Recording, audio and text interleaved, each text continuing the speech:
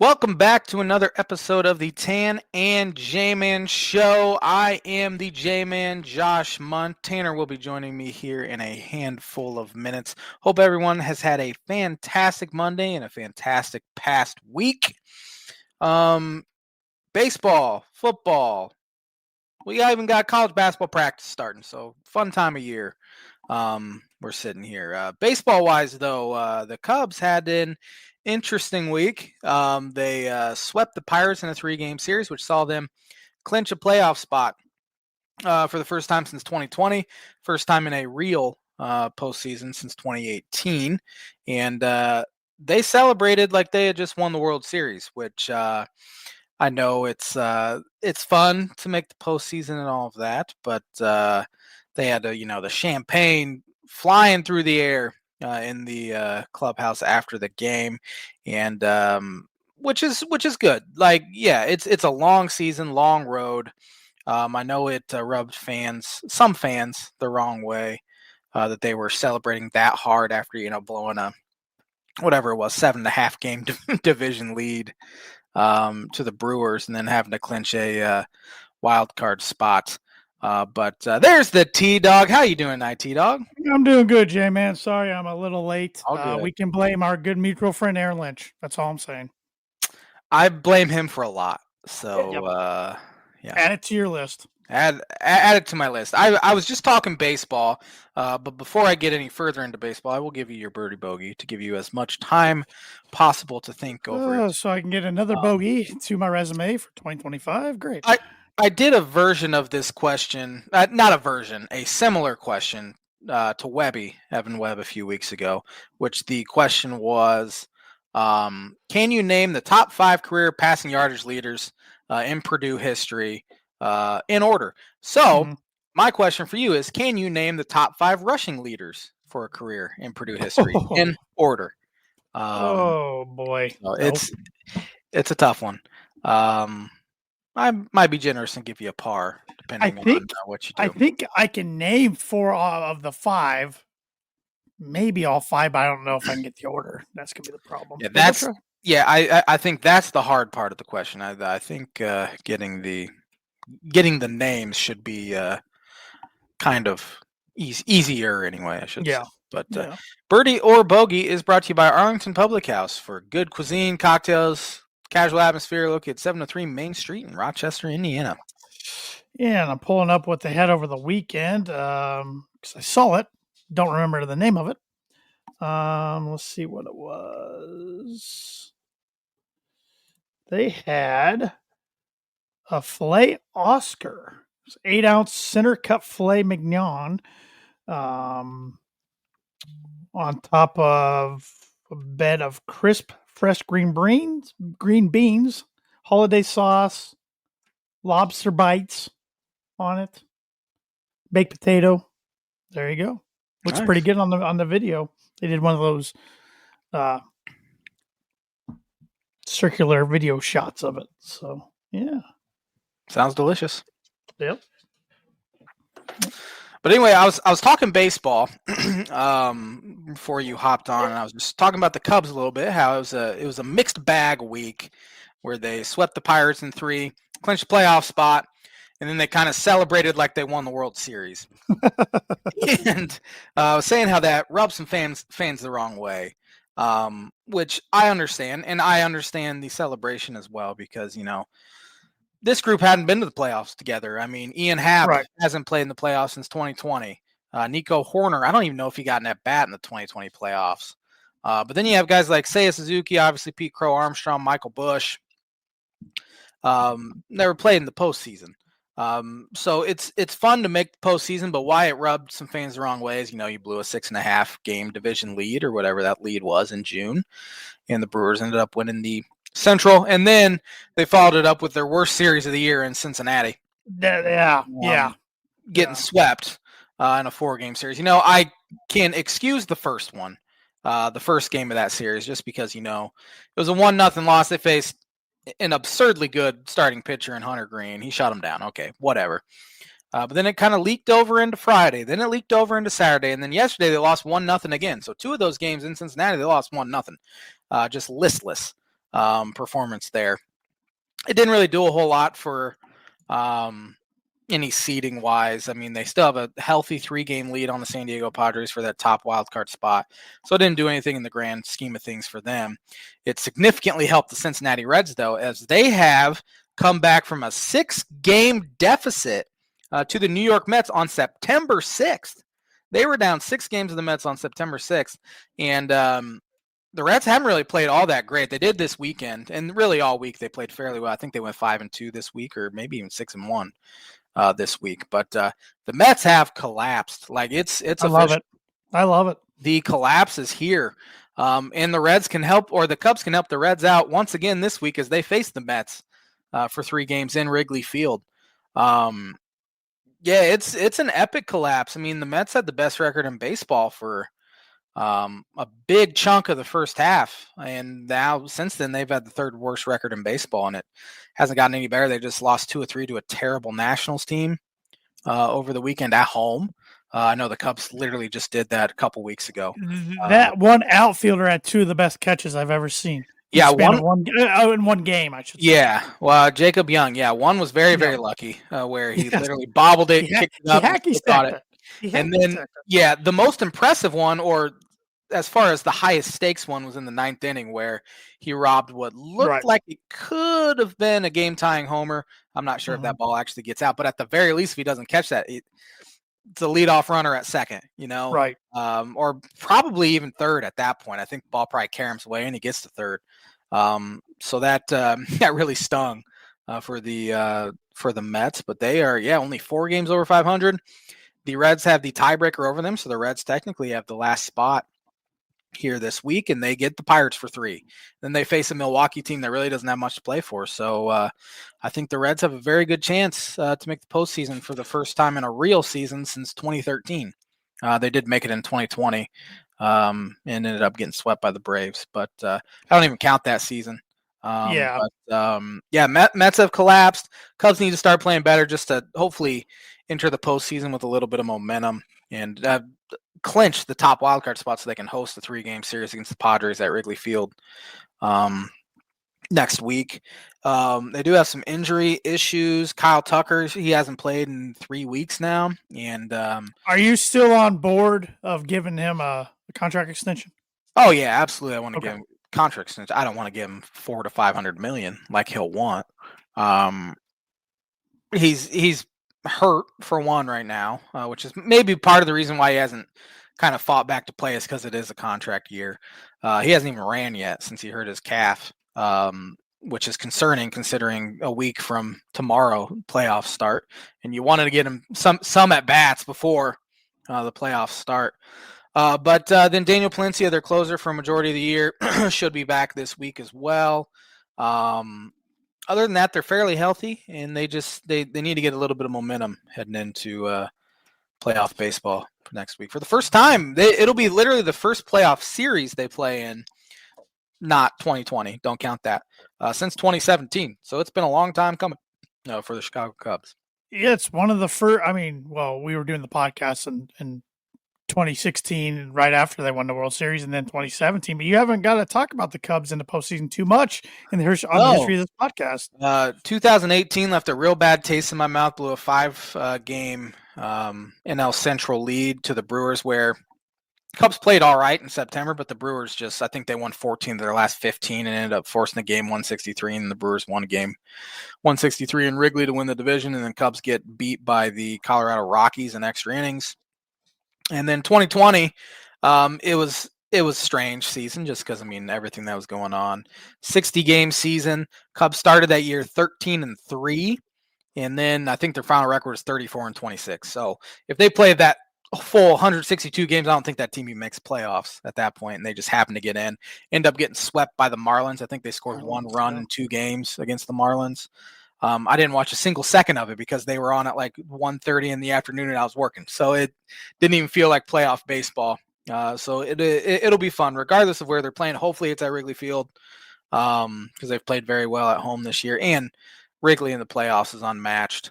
But even if they do have to go to San Diego, it'll be a really good atmosphere. So putting you on the spot, how does the the playoff race shake up? I mean, how does it finish? Believe it or not, no American League team until yesterday had clinched a playoff spot yet. Until the Blue Jays did.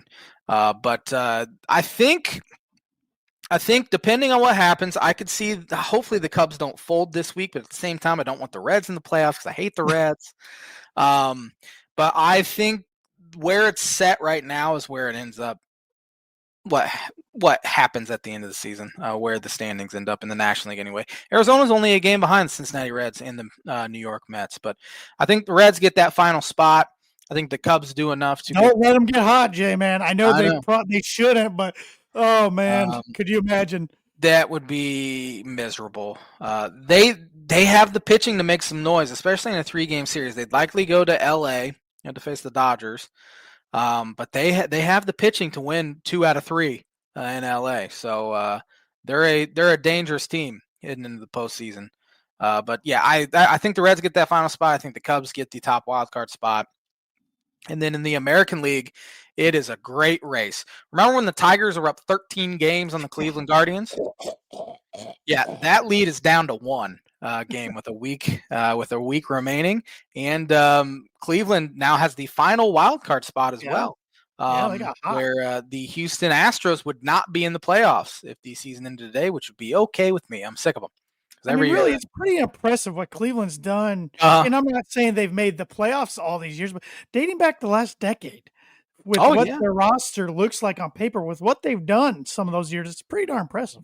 Yeah, I saw a tweet today. It was like their lineup's always like Jose Ramirez and a bunch of Schmohawks or something like that, and they just win. They win ball games. It is impressive, and I'm sure Detroit's in an unenviable position because they have not played very good here the past month and a half, and Cleveland's right there, right on their heels. That is really the entire American League still a very good race. The Blue Jays have a 2-game lead on the Yankees.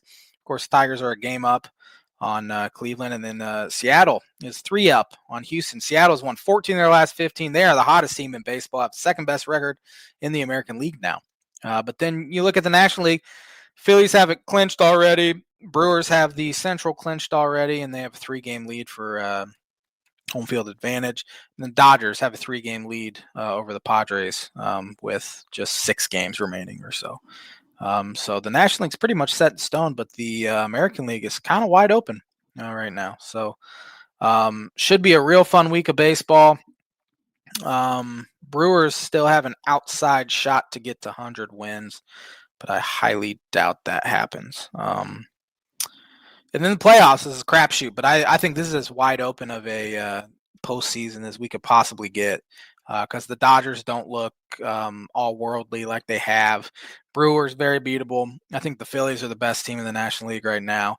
Then the American League is wide open. So it'll be fun to watch it play out. I'm trying to look up who. Well, I'm gonna bring both of ours up if I can find it real quick. Our predictions for the MLB season since we're in the final week. Yep, got them right here. All right. So. Well, shoot, that was last year's. I don't even know if I made a graphic for this year's now. I don't. Doesn't look like I did. So, yes, I did. Yes, I did. I found one graphic. I had in the American League. Oh boy, I had the Yankees, the Orioles, the Tigers, the Royals, the Rangers, and the A's. Yikes! Yeah, struck out on a lot of those. My goodness. National League had the Braves, Phillies, Cubs, Brewers, Dodgers, Diamondbacks. Oh, yeah. With the Dodgers beating the Rangers in the World Series. Rangers are not going to make the playoffs. Yikes. Let's see what J-Man had here. Where is it at? I might have kept mine here if you can't find it. Yeah, I'm finding my 2024 graphic for you, but I'm not finding it. 2025. I got pulled up. Okay. I had in the American League, I had the Orioles, Yankees, Royals, Guardians, Rangers, Mariners. So that was terrible. Little better than mine, though. No, you had the Tigers in it. I didn't. I had the Royals as well, and I had the A's and the Rangers. Yeah. And then I had the Braves, Phillies, Cubs, Dodgers, Diamondbacks, and Padres in the National League. So that's still probably pretty bad. Braves stunk. Diamondbacks have an outside shot to make it still. Not great, though. Then my National League MVP was Juan Soto. I think it'll be Shohei again. My AL MVP was Bobby Witt Jr. I think it should be Aaron Judge, but it could be Kyle Raleigh as well. I mean, he's broke the Mariners record, shattered the catcher record home run. He still has an outside shot to even get to Judge's American League record. He has 58 homers right now, so that could be interesting. National League Cy Young, I had Paul Skeens. He'll win it for sure. AL Cy Young, I had Cole Reagans. I have no idea. I did too. It would be a possibility to win it. In the American League, I haven't followed the American League all that well this year. And then my Rookie of the Years, neither guy will win it. I had Roki Sasaki, who I don't think's pitched since April, and Jackson Jobe for the Tigers. I don't remember hearing his name much this year. So my AL MVP was Aaron Judge. My NL MVP was Elly De La Cruz. Okay, yeah, and Judge probably should win it.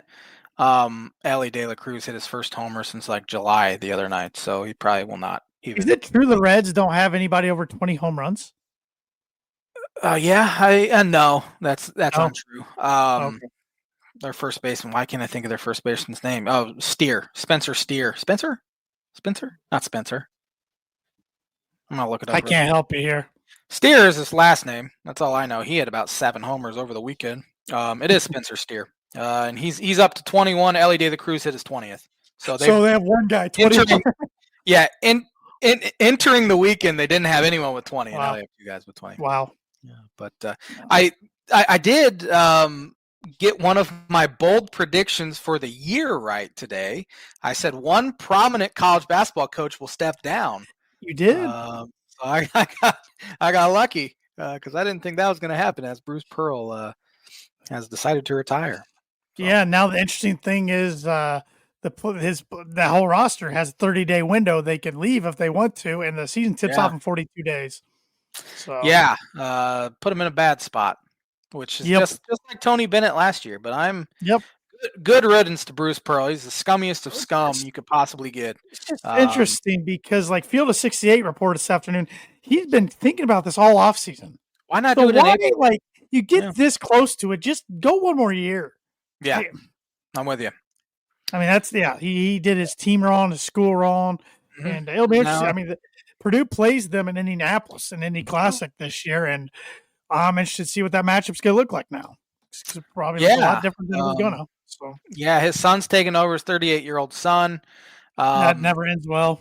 He didn't even get into coaching until 2017. He worked in like finance or something until his dad hired him. So, that's going to be that's pretty stupid. But good riddance to one of the least likable coaches in college basketball. Good coach, but very unlikable. So Yep.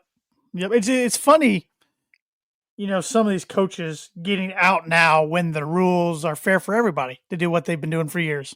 That's interesting, isn't it? Mm-hmm. Especially for him. Yep. Not to do that. He got Tennessee in trouble and lied to investigators about that. He secretly recorded a phone call with Deion Thomas and accused Illinois of cheating, where the NCAA found zero evidence of it happening, but still put them on. They didn't put him on probation, but the rumors kept them from getting like a guy like LaFonso Ellis was one. They would have gotten LaFonso Ellis. Conzo Martin, I think, was another guy that they had a real good shot to get, but the allegations that Bruce Pearl drummed up back in the 90s hurt them. So a lot of Illinois fans can't stand him. That was before my time. But he was wrapped up in something with the Aaron Kraft recruitment too. Yeah. What was it like a cookout or something? There was some sort of cookout. Yeah.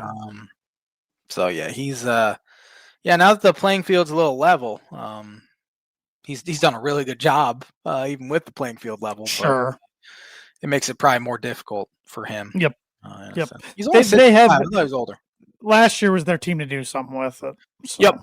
Yep. So he'll retire as a 0-time national champion. Yep. Got to a Final Four, but hopefully, hopefully Kelvin Sampson's next. Daryl Love on Facebook. Dabo to ND. I hope so. Question mark. That'd be hilarious. I think Marcus Freeman would have to leave and go somewhere else first. Yeah, I'd take Freeman over Dabo in a heartbeat. Here's the thing with he is very annoying, Dabo. I still think he's a good football coach. And like, who could Clemson get better? That's what I'm wondering. Kurt Signetti. I don't see Signetti winning the national title at Clemson. I don't either. I just want him out of the Big Ten. I can't stand him. Yeah. If he got away from Indiana, that would be fantastic for Purdue because he's going to be paying in their side forever, even though he's getting older. No, Signetti's a very good coach. He's just very unlikable outside of Indiana. I don't know too many fan bases that like him at all. Yeah. He never looks happy. Never looks happy. He wins though, and you can't really say anything else. He wins. Yeah, but Dabo to Notre Dame would be hilarious. Which again, I don't think Freeman's getting fired. I think they win out probably. Let me put it this way: if Dabo's available, he's gonna have a job later that day, somewhere. Yeah, somebody will hire him. I have a hard time believing Clemson. Florida would hire him like that. Oh yeah. Alabama might hire him like that. Yeah, at this point, yeah. Clemson's off to a bad start after they are coming into the year ranked in the top. 1-3. Yeah, 1-3. That was my dad's national title pick when he filled in 1 week. They got whooped at home by a Syracuse team they shouldn't be getting whooped by. So even though I like Fred Brown, I've been on the record on here saying I like Fred Brown, man. I think you'd still say Clemson should not be getting smacked at home by Syracuse. And I could see Notre Dame winning out. To your point, we'll just get right into college football since we're kind of dabbling around it. I could see Notre Dame winning out. They're still got. I mean, at Arkansas this weekend, they should win. They're 6.5 point favorites. Boise State won't be real easy at home, but they should win that. And then USC will be a big test. But other than that, they should. But then it gets into the consideration. Like, I think a 10-2 Notre Dame team gets in, but it probably depends on what else is going on around the whole national landscape. But a 10-2 Notre Dame team probably gets a nod over any other 10-2 team, I would think. But that 10-2 team's best win is probably a USC team that I think will be 8-4 or 9-3 at the end of the year. I mean, they had opportunities obviously against Miami and Texas A&M. Couldn't find a way to get it done. I think a 10-2 anyone else doesn't even get consideration. Probably not. Maybe an Alabama or Georgia would get consideration, or an LSU. Ohio State at 10-2 would definitely get consideration. But the fact that they're Notre Dame, I think they'd absolutely get at least talked about. I don't know if they'd actually get in. I think you got to go at least 11-1 if you're not going to have a conference title game appearance, which they can't play in one because they are not in a conference. But well, and watching Notre Dame in full like it did on Saturday when they beat Purdue 56-30. And I'm not just saying this because Purdue's defense was really bad. I mean, I would have said this after the first 2 games too. Their offense isn't their problem. No. It's totally their defense. Yeah. Their defensive backs are not very good for Notre Dame standards, which is weird because a lot of their defensive backs are returning guys from last year's team. So just kind of strange. I wonder if it's a different I don't know if it's a different scheme because their defensive coordinator left to take the Bengals job, right? Correct. Al Golden left. Chris Ash, former Rutgers coach, is their DC, and he's not well liked up at South Bend. Let me put it that way. Yeah, it's been a struggle so far because they were good defensively last year. They've been good. The last 5 years? I'd say 5 to 10 years. They've been pretty darn good. And I think last year they were number 2 defense in the country last year, I believe. Yeah. So I think they gave up like 12 points per game last year. Yeah, they got to clean some stuff up because Purdue torched them. A&M for the most part got them pretty good. Miami got them pretty good too. Yep. So because if they don't tighten that up, somebody else got to get them. That's too many games. Keep going. This game's not going to be easy this week at Arkansas. I don't think Arkansas is very good, but it is on the road. No, they're 2-2, and they lost to Memphis this past week. Pittman's hot. Pittman's seat is pretty hot. Well, and did you see how they lost that game at the end? I saw they blew a lead. I don't remember how they lost it though. They got the ball back. Were well in field goal range. I mean, like red zone, and they were trying to just run a few more plays to run the clock down. The running back fumbled. I didn't see that. Yeah. Well, it would have been a chip shot field goal. Chip shot. Yep. So, but no, I was. It's weird to. I mean, I think Purdue's got some problems defensively. They definitely got straightened out before they play Illinois next Saturday. They have a bye this week. I mean, I am so glad they probably don't have to play Jeremiah Love and Jadavian Price ever again. Those two are just Purdue killers. They get to the outside, they're gone. Purdue cannot set the edge. That's still what they struggled with that last year. They're struggling with that again this year. They finally forced their first turnover of the year in a strip sack. CJ Carr right before the weather delay came in, which I'm getting sick of that. 2 weeks in a row, weather delays. They can stop that. But I like what I've seen from Purdue's offense the first 4 weeks. If they can keep that up, I think they'll win a few more games here the rest of the way. But they gotta be able to run it a little bit. I should say I like what I've seen from the passing offense. Mm-hmm. The running offense, there's a lot left to be desired. They got to get that going. But yeah, they're right where I thought they'd be, 2-2 mm-hmm. after 4 weeks. So yeah, and I said it last week. They faced two really hard opponents, but they hung in there. right. They got down big against Notre Dame later on. Third quarter was disastrous. 21-0 third quarter. Yeah, they hung in there by half. Mm-hmm. Which last year I think it was 42 nothing a half last year. This year they were down by 12 a half. So so baby steps, but Ryan Brown's a lot better than Hudson Card was. And Hudson Card had nothing around him either, and horrible coaching. Yep. So yeah.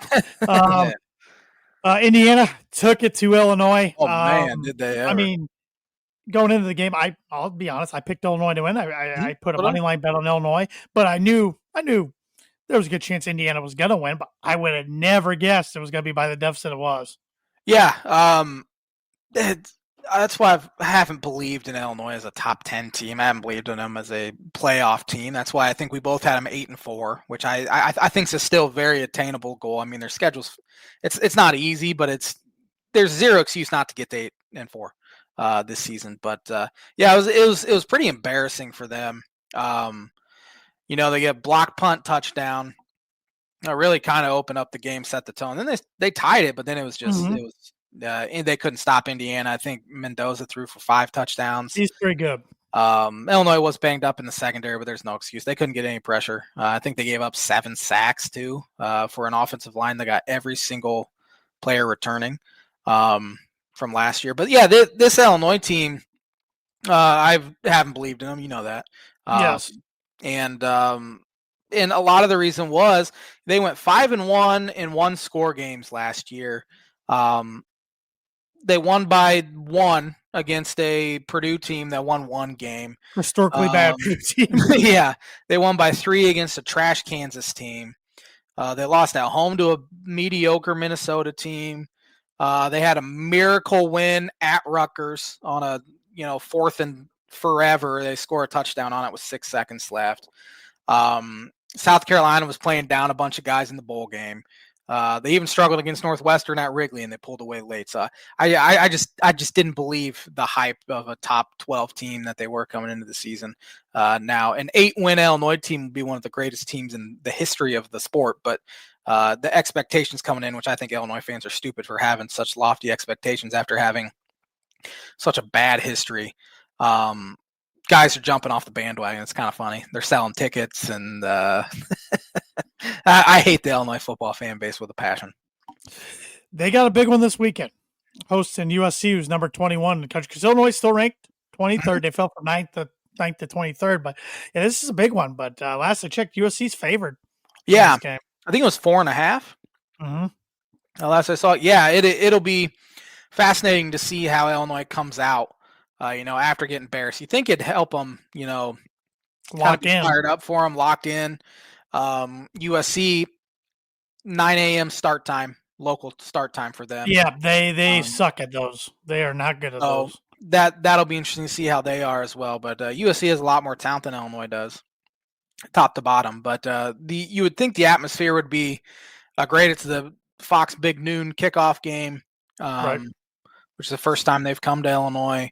And yeah, it'll be fun to see how they respond. I'm sure Bielema's on them pretty good. Did you have any other takeaways around the Big Ten, around the country that you wanted to discuss? I'm trying to think what else happened. I didn't watch a ton of college football. Michigan, good win for Michigan Yeah. going into Nebraska. Kind of shut Yeah. up everybody with the hype in Nebraska for a little bit. I'm very happy for that.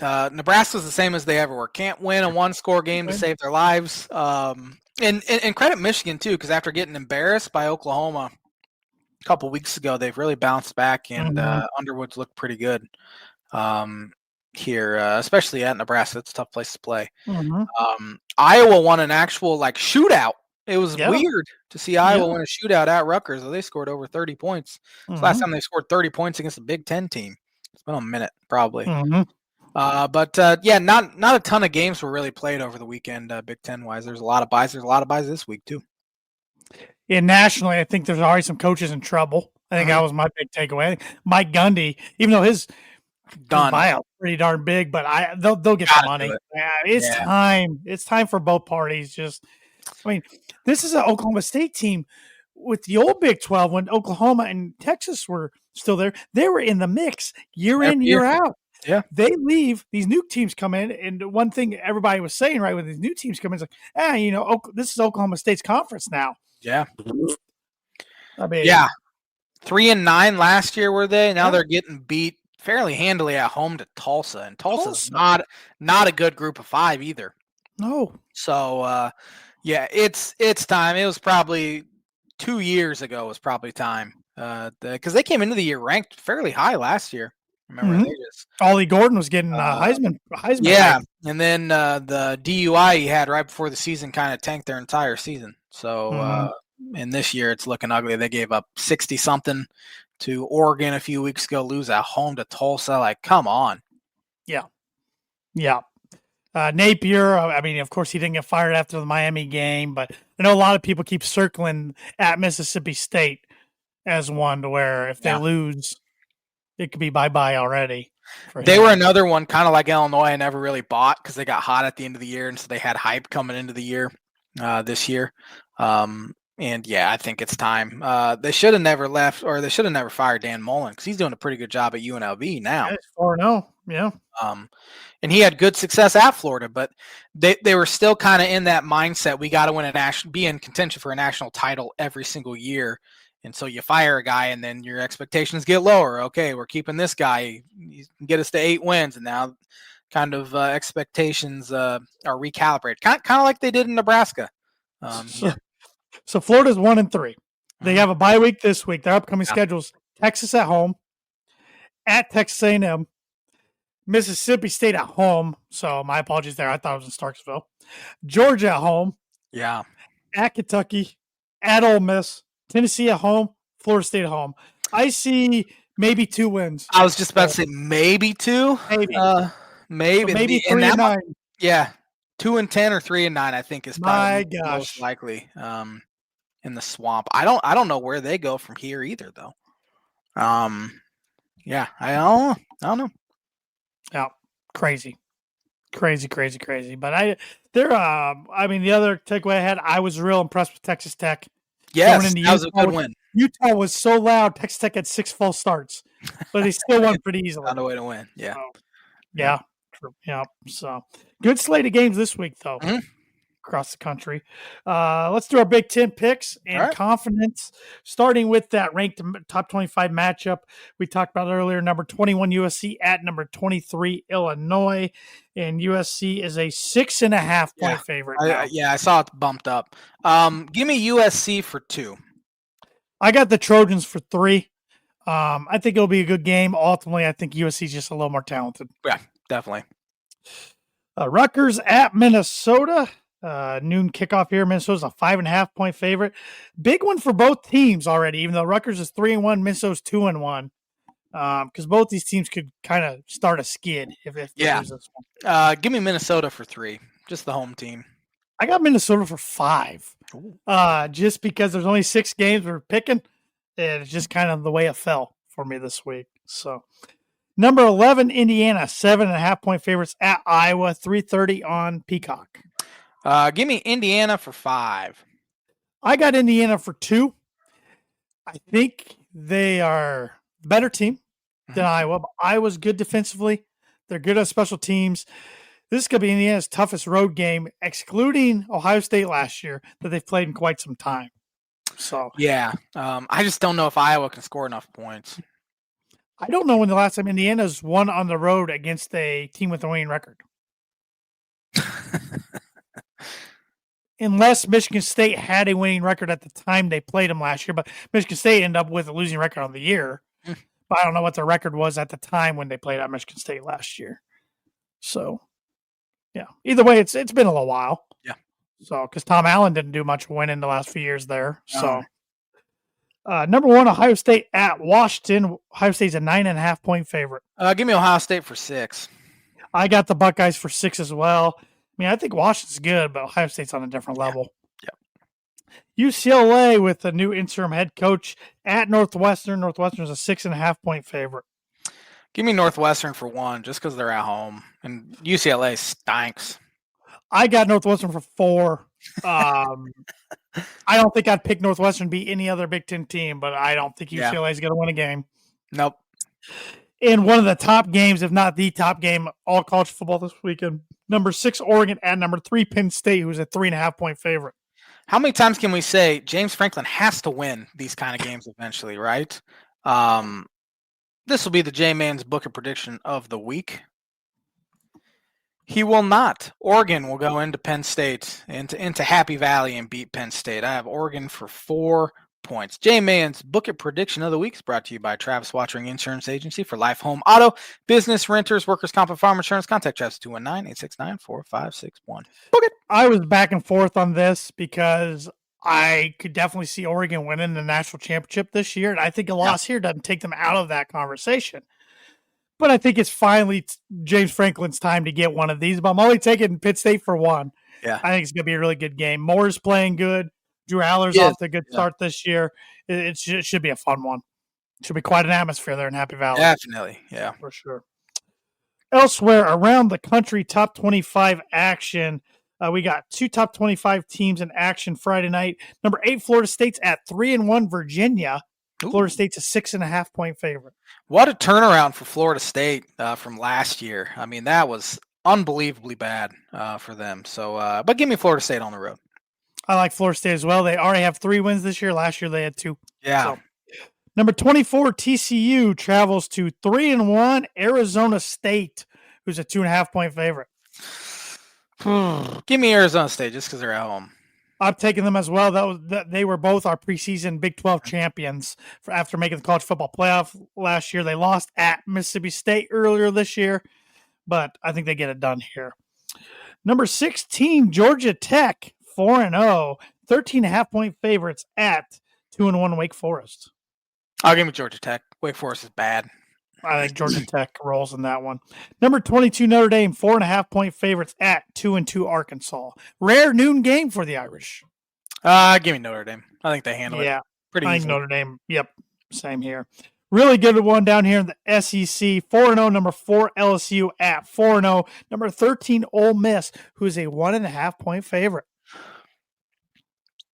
Give me Brian Kelly and the boys. Give me LSU in a slight upset. I'm going to take Lane Kiffin just to disagree with you. Auburn, who fell out of the rankings, 3-1 at number 9. 3-0 Texas A&M, who's a 6.5-point favorite. Give me A&M. I like A&M as well. Number 15, Tennessee, 3-1 at 4-0 Mississippi State. Talk about a team that's improved. Yeah, they won 4 games last year. No. What's the line on that one? 7.5 for Tennessee. Yeah, give me Tennessee. This is a real big test. I know Mississippi State beat Arizona State at home a few weeks ago, and this is a measuring stick game for Mississippi State. So give me Tennessee.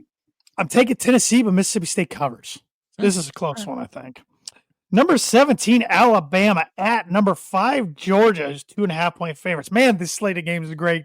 It's a good week. Good week. Finally, because the first couple weeks kind of boring. Not boring, but we don't really have great matchups. Give me Georgia at home. I'm taking the Georgia Bulldogs as well. And number 25, BYU, who's 3-0, travels to Boulder to play 2-2 Colorado. BYU is a 6.5-point favorite. Give me Brigham Young.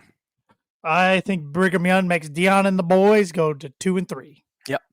So, real quick, One thing I wanted to ask you was my dad asked me this question earlier and got me thinking. He asked us to name our second favorite teams in each sport. All right. So I thought that'd be interesting. My easy cop out is whoever's playing my team's rivals, but Yeah. that's a Yep. cop out answer. Yep. So I'll actually try to give my second favorite teams. That's a tough one because I've never really thought about having a second favorite team. Yes. I'm gonna think teams that I don't dislike. How about that? Man, let's start with baseball. Colorado Rockies for me. Yeah, I figured. Embarrassingly enough. Favorite baseball team. I hate them all. I hate the Cubs most of the time too. I'm gonna go with the Seattle Mariners. I like it. Yeah. I like it. How about the NFL? I got it. That's a tough one. It is a tough one because I hate most teams. I hate them all. I hate them all. What's a team that I like to watch that I don't hate? Is there one? I don't know. There's definitely not a team in the AFC I like to watch that I don't mind the LA Chargers, actually. I'm not just saying that either. NFC, I hate the NFC North. I hate the NFC East. NFC South, is there anyone in the NFC South? Tampa Bay Buccaneers. That's exactly who I was going to pick because of Baker. I like Baker Mayfield. Yeah, it used to be the Saints for me when Drew Brees was playing. Now they just stink. Yeah, I like Baker. I think a lot of people would expected me to pick the Niners because of Kyle Shanahan, but I'm a big Baker fan. Me too. Yeah, since the Browns drafted them. Yeah. So, Thad Moody said Purdue and whoever beats IU are the only favorites. Yeah. And I love Daryl loves answer here. Packers. His wife's a Bears fan. Daryl's a Colts fan. So love that. Love that. NBA, I guess I'll say the Nuggets because I consider myself a Pacers fan, but I don't really care about the NBA very much. I'm not even going to answer that one. I don't even have a favorite team, really. College football. College football favorite. I hate all the Big Ten teams. I hate all the SEC teams. There's not really a team. Miami. What am I talking about? It's Miami. Actually, that's my number one. What am I talking about? Maybe Illinois is my second favorite. I really have never ever thought who my second favorite college football team is. So I've been saying I love this guy. I'm going to jump on the Syracuse bandwagon. Fred Brown. There you go. And then college basketball. None of them. That's a harder one because I'm a much bigger college basketball fan than I am a football fan. I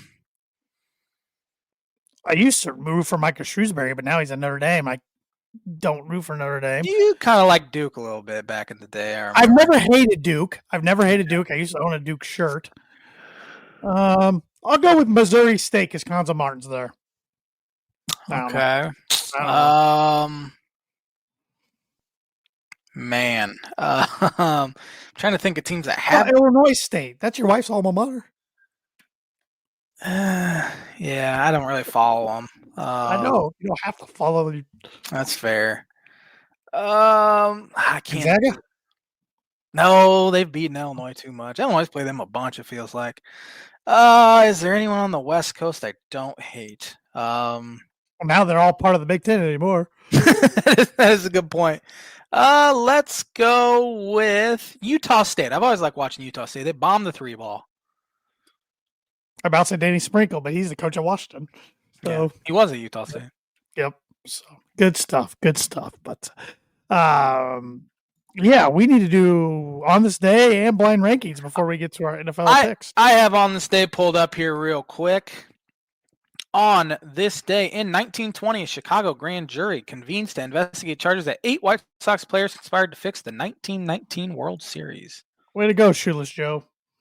Yeah, if he bet, he did a hard time. It was tough to really decipher that he actually did bet because he hit over 300 in that series.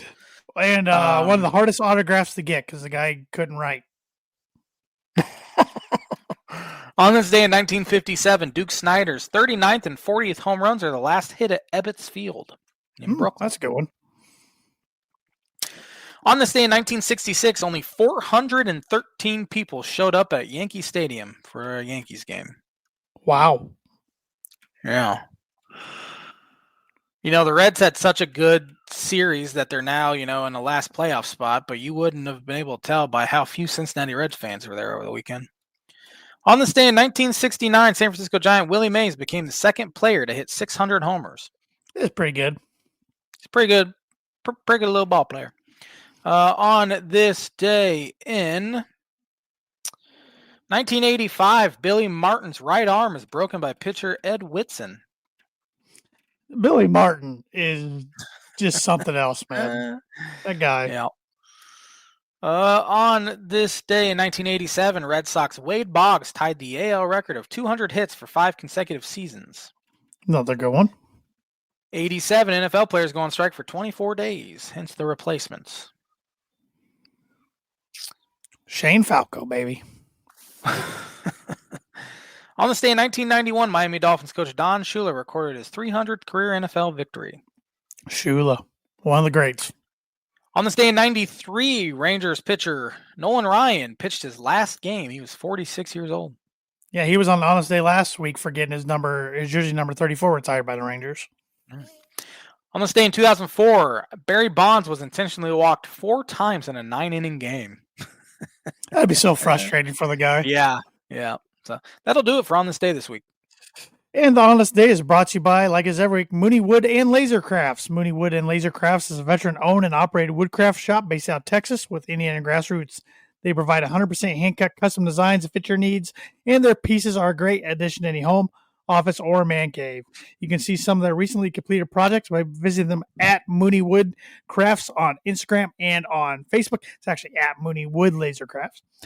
And if you let them know the Tan and J-Man Show sent you, you get 15% off your first order. So get your orders in, whether you want a wooden sign, growth chart, a patch for your hat, tumblers. Thad's doing awesome work on his tumblers, and he's got a website, mooneywoodandlasercrafts.com, that you can go check out everything he's making. So keeps adding more and more.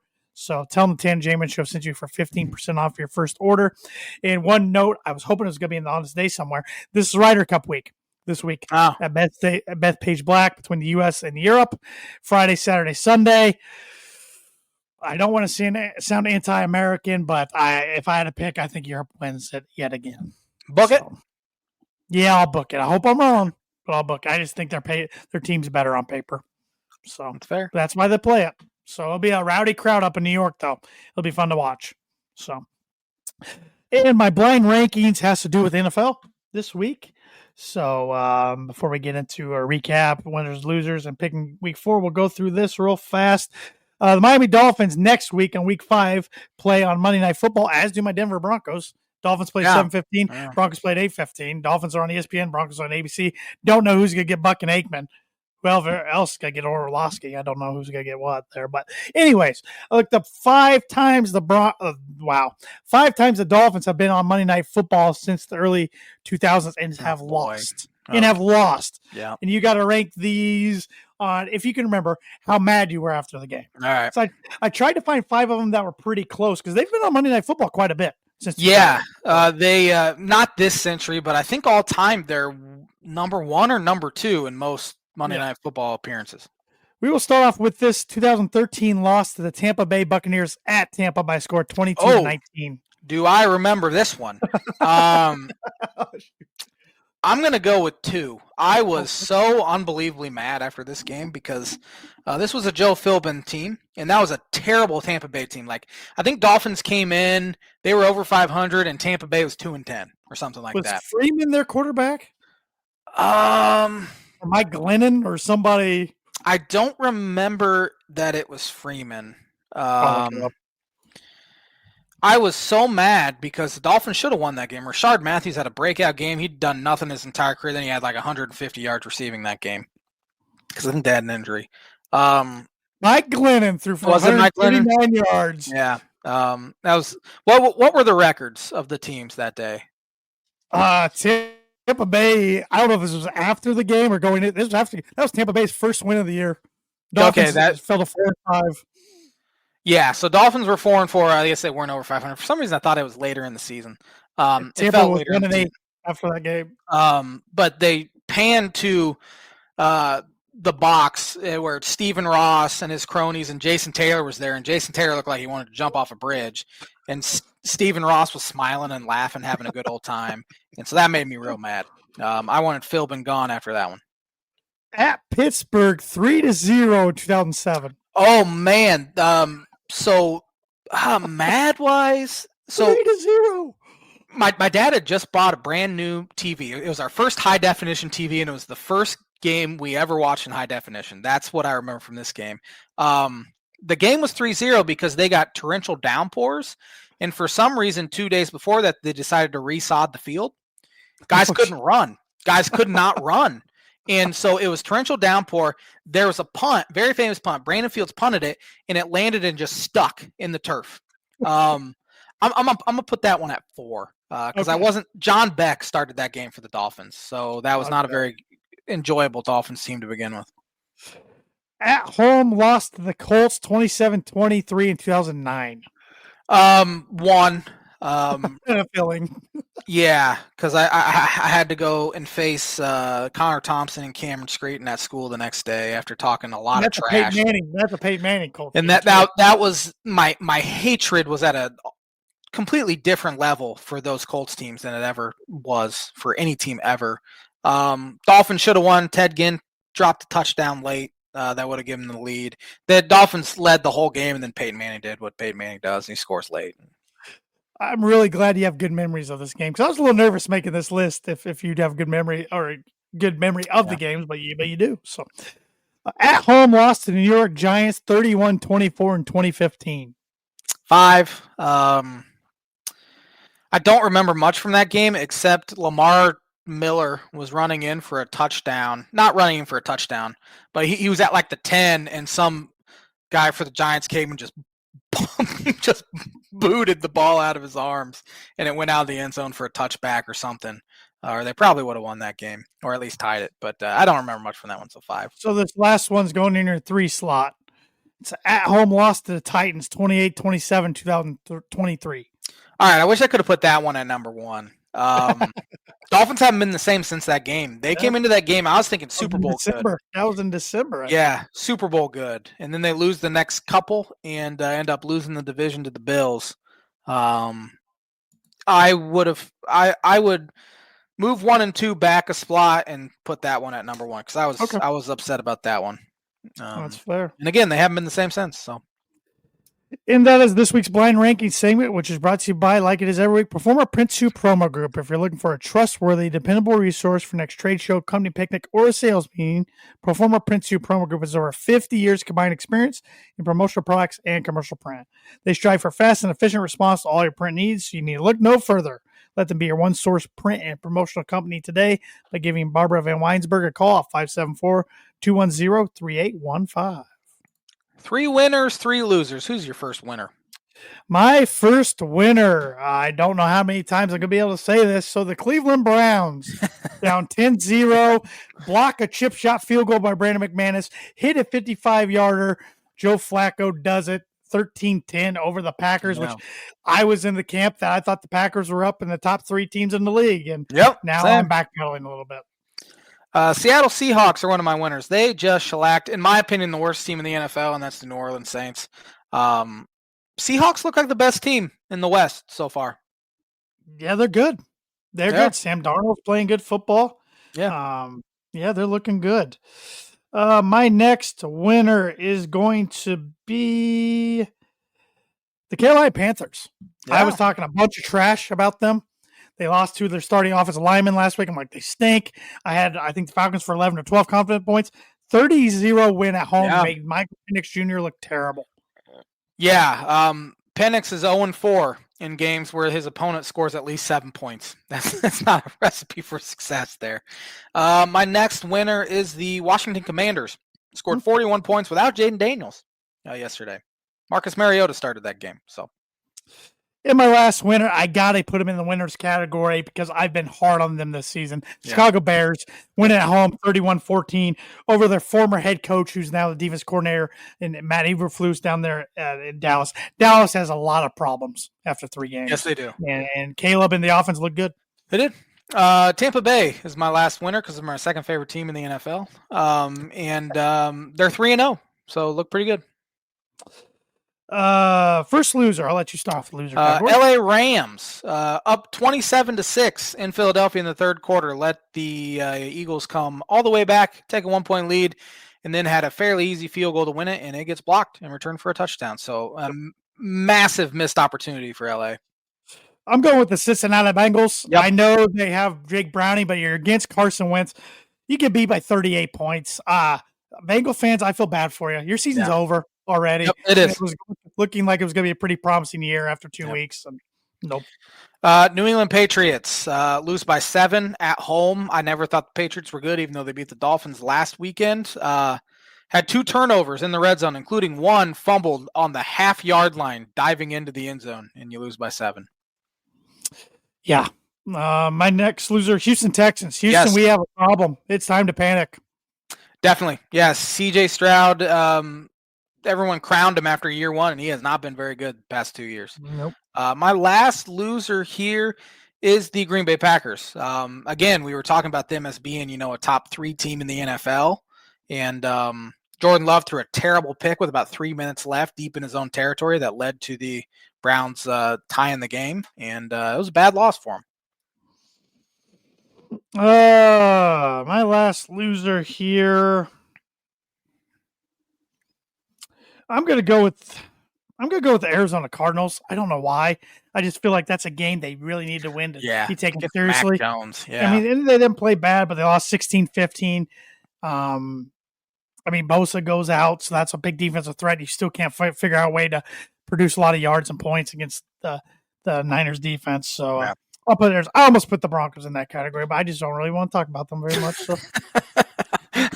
I've been in that exact same position where I want to put the Dolphins in the loser category, but I just don't want to even mention them. Back-to-back games losing on walk-off field goals just gives me more gray hair. I was more ticked off after the Colts loss, more frustrated with this one yesterday because this one's could have some implications because it's a division rival. So, is Williams a bust? Plays Cowboys, balls out like he's an all pro, and the Cowboys are on beginner mode. It's hilarious. Yeah. Yep. Cowboys got a lot of problems. So. Yes, they do. Seattle Seahawks at Arizona Cardinals. Thanksgiving. Good Lord. Thursday night. Not Thanksgiving yet. I'm hungry. Even though I am too. I like the way the Seahawks are playing, but I'm taking the Cardinals at home for 5. I'm taking the Seattle Seahawks for 1. Minnesota Vikings at the Pittsburgh Steelers. This was the hardest week to put any points on games. It was. I found myself after like 3 top ones, like I have to put 12 on something else. Yeah. This is in Dublin. I'm taking the Steelers for 6. I have the Steelers for 2. Vikings are better with Carson Wentz, though, than they are J.J. McCarthy, in my opinion. Yeah. Washington Commanders at the Atlanta Falcons. Taking the Commanders for 9. The way the Falcons looked yesterday, I'm taking a step back on them. I have Washington for 3. Is Jaden Daniels going to play this week? I don't know. I haven't heard anything. I haven't heard anything about him either. New Orleans Saints at the Buffalo Bills. Bills for 16. I have Bills for 16 as well. Cleveland Browns at the Detroit Lions. I like the Lions for 14. I have Lions for 15. Yeah. Carolina Panthers at the New England Patriots. We have the Patriots for 10. Don't know why. I have the Pats for 7. LA Chargers at the New York Giants. I got the Chargers for 13. So do I. Chargers for 13. I think the Giants played about as good as they could last night and still lost by double digits. Yeah, Chargers do struggle when they go to the East Coast for a nooner. Philadelphia Eagles at the Tampa Bay Buccaneers. I got the Bucks for 4. I have the Eagles for 4. There's something about them. They just keep winning. Tennessee Titans at the Houston Texans. I got the Texans for 7. If they don't win this game. Yeah. Oh, boy. I have the Texans for 12. Indianapolis Colts at the LA Rams. I need to shut up about the Colts because they're shutting me up, putting up 41. They've played good. I just like the Rams at home. Rams for 8. I have the Rams for 11. Duck cover. I can just hear it right now. Jacksonville Jaguars at the San Francisco Niners. I like the Niners for 12. Yeah, I like the Niners for 10. Baltimore Ravens at the Kansas City Chiefs. Good game. I like the Ravens for 2. I want to watch. I wish I could watch them play tonight, though. Yeah. Chiefs have been thoroughly unimpressive so far. Give me Baltimore for 6. Chicago Bears at the Vegas Raiders. I got the Bears for 3. Raiders offensive line's worse than football. Yeah, I have Raiders for 8 for some Oh, reason. wow. Okay. Green Bay Packers at the Dallas Cowboys. I got the Packers, but only for 1. I feel like the Cowboys backs up against the wall. They'd have to come out swinging. Yeah. I have the Packers for 5. The Monday night matchups this week, we have 0-3 Jets at 0-3 Miami. Then we have the Burrow-less Bengals at the Denver Broncos. So it's kind of rough. We were 1 and 2. Yeah. Jets at Dolphins. I got Dolphins for 11. I have the Dolphins for 9. Although if Tyrod Taylor plays, he's an ultimate Dolphin killer. So we'll see how that goes. I'd play him over Fields, even if Fields was healthy. I would too. Yeah, I would too.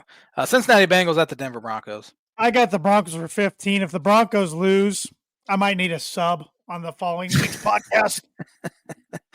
I have the Broncos for 14. I think they take care of business. It's meltdown city, right? Everybody's panicking. I'm like, I'm not panicking yet. I'm not yet. I'm frustrated. I got concerns, but I'm not panicking yet. But man, they could be easily 3-0 right now. But on the flip side, somebody could argue they could be 0-3 because they didn't play very good week 1 against the Titans. So that's true. It balances out.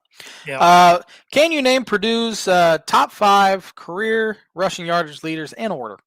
Well, number 1 is Mike Allstott. I got to bring it up here. I know it's All-Star. I know it's All-Star. All-Star, yeah.